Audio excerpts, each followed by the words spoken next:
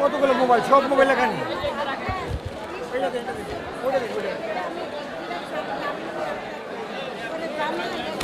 ভাই মোবাইলটা দেন।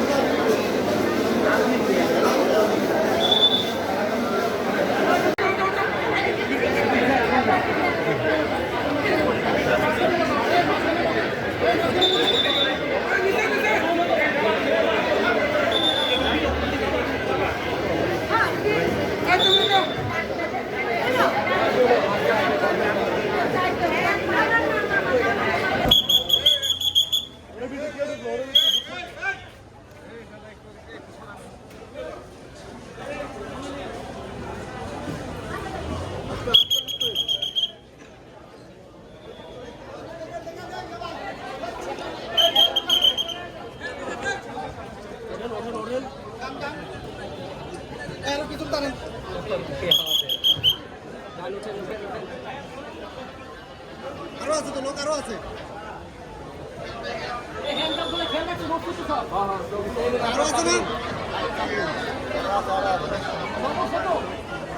অব্যাহত থাকবে। আমরা এখন থেকে প্রতি মাসেই 1 থেকে 2 বার অভিযান পরিচালনা করব এবং আমাদের প্রত্যেকটা অভিযানে গোয়েন্দা তথ্যের ভিত্তিতে হয়। আমরা আগে লিস্টেড করি যে কারা কারা দালাল চক্রের সাথে জড়িত এবং প্রপার তথ্য নিয়েই তারপরে আমরা অভিযান পরিচালনা করতে আসি।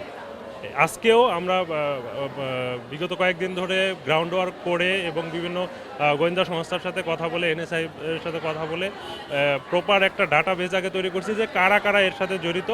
এসে আমরা এজন্যই আমরা এত সহজে খুব কম সময়ের মধ্যে কিন্তু ধরে ফেলতে পারছি এবং প্রত্যেকে আমাদের মানে রিসার্চের ফল যে আমরা আগে গ্রাউন্ড ওয়ার্ক করছি, তারপরে এদেরকে ধরে আমরা খুব কম সময়ের মধ্যে আইনের আওতায় নিয়ে আসতে পারছি। অবশ্যই আমি একটু আগেই বললাম যে আমাদের থানার টিম এখানে সবসময় থাকে এবং অন্যান্য গোয়েন্দা সংস্থার তথ্য আমরা নেওয়ার পরে আমাদেরকে ওই যেটা বললাম যে অবশ্যই আমরা দোষী ব্যক্তিকে অ্যারেস্ট করব, কোনো ইনোসেন্ট ব্যক্তিকে আমরা অ্যারেস্ট করব না। এখানে যারা রিপ্রেজেন্টেটিভ আছে তাদেরও একটা টাইম আছে যে তারা সোমবার এবং বৃহস্পতিবার আসতে পারবে এবং 12টার পরে আসতে পারবে। তাদেরকেও আমরা কোনোভাবে রোগীর চিকিৎসা নিতে কোনো বাধাগ্রস্ত করতে দেব না এবং রিপ্রেজেন্টেটিভ এবং দালাল চক্র যারা আছেন তাদের টাইম অনুযায়ী আসবেন। দালাল চক্র তো এখানে কোনো স্থান পাবেই না, কিন্তু রিপ্রেজেন্টেটিভে তাদের একটা টাইম দেওয়া আছে, এই টাইম অনুযায়ী তারা আসবে। এর বাইরে আসলেই আমরা আইনের আওতায় নিয়ে আসবো।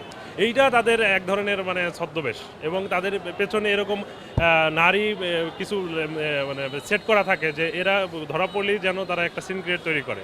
আমরা কোনোভাবেই এই দোষী ব্যক্তিকে ছাড়া অন্য কাউকে ধরি নাই, কারণ আমরা আগেই বলেছি যে আমাদের গ্রাউন্ড ওয়ার্ক করা যে কে কে এর সাথে জড়িত, তাদের ছবি সহ আমাদের কাছে আছে যে এরা দালাল চক্রের সাথে জড়িত, এরা রোগীদের সমস্যা করতেছে। এরকম করে আমরা একটা লিস্ট করে তারপরে এখানে আসছি এবং এই আপনাদের একটা আশ্বস্ত করতে পারি যে আমরা প্রতি মাসেই এ ধরনের অভিযান অব্যাহত রাখবো। ঢাকা মেডিকেলকে আমরা দালাল মুক্ত করার জন্য যা যা করা দরকার আমরা করবো ইনশাআল্লাহ। এখানে ধরেন এখানকার একটা টেস্ট দিলে সেই টেস্টের রুগীকে নিয়ে একটা প্রাইভেট মেডিকেলে নিয়ে যেত, তার পছন্দের একটা জায়গায় নিয়ে যেত, ওইখানে সে কমিশন নিত বা বেশি টাকায় তাদের। এখানে আমরা যেহেতু সরকারি মেডিকেল, এখানে সুলভ মূল্যে পাবে সব রোগীরা সেবা পাবে, সেটা না পেয়ে এরা দেখা গেছে যে আরও বেশি টাকা দিয়ে অন্য কোথাও জিম্মি করে এদেরকেও টেস্ট করাইতো বাইরে নিয়ে এবং তাড়াতাড়ি করে দিবে বা বিভিন্ন মানে লোভ দেখাইতো যে এটা করা যাবে।